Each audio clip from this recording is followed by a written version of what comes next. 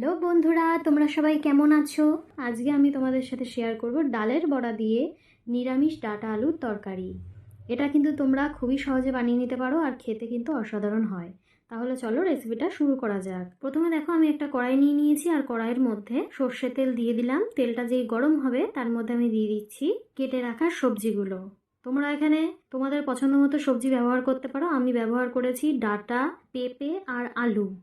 তোমরা চাইলে কিন্তু মিষ্টি আলুও ব্যবহার করতে পারো। তো তেলের মধ্যে এই সবজিগুলো সব আমি দিয়ে দিলাম। সবজিগুলো দেওয়ার পর আমি এর মধ্যে দিয়ে দিচ্ছি সামান্য পরিমাণ নুন আর কিছুটা হলুদ। হলুদ আর নুন দিলে কিন্তু খুব ভালোভাবে তাড়াতাড়ি সবজিগুলো নরম হয়ে যাবে, তাড়াতাড়ি ভাজা হবে।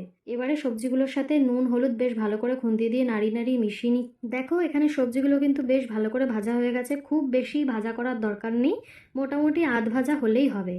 সবজিগুলো ভাজা হয়ে যাওয়ার পর আমি প্লেটে কিন্তু এই সবজিগুলোকে তুলে নিচ্ছি। কড়াইতে মোটামুটি কিছুটা তেল ছিল, আমি আর একটু তেল দিয়ে দিয়েছি।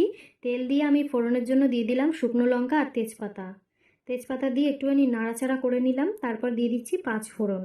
পাঁচফোড়ন দিয়ে আমি ফোড়নটা দিয়ে দিলাম। বেশ অনেকটা পাঁচফোড়ন দিয়েছি, এতে খুব সুন্দর গন্ধ ছাড়বে, তার জন্য 10 সেকেন্ডের মতো নেড়ে একটু ভেজে নেব। তারপর দিয়ে দিচ্ছি সামান্য পরিমাণ হিং। যেহেতু নিরামিষ তরকারি, হিং দিলে কিন্তু অসাধারণ খেতে লাগে, খুব সুন্দর একটা স্বাদ হয়। হিংটা দিয়ে একটুখানি নেড়ে চেড়ে নিলাম।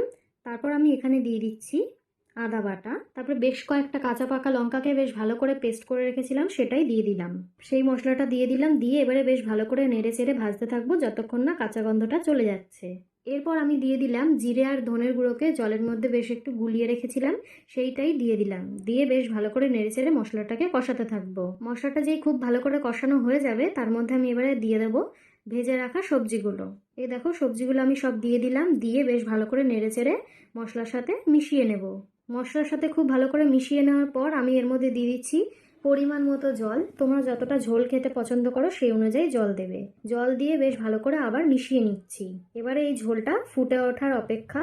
ঝোলটা যেই বেশ ভালো করে ফুটে উঠবে, আমি আগে থেকে ডালের বড়া বানিয়ে রেখেছিলাম, সেই ডালের বড়াগুলো এখানে দিয়ে দিই। তোমরা চাইলে ডালের বড়া নাও দিতে পারো।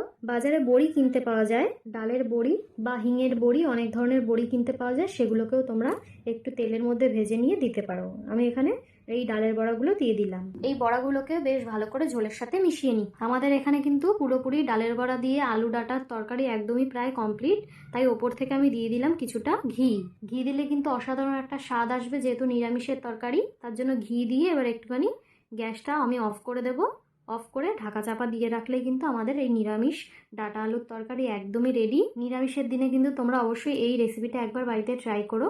ঘিটা দিয়ে মিশিয়ে কিন্তু আমি এই ডাঁটা আলুর তরকারিটা প্লেটে সার্ভ করে নিয়েছি। দেখো কত সুন্দর লাগছে।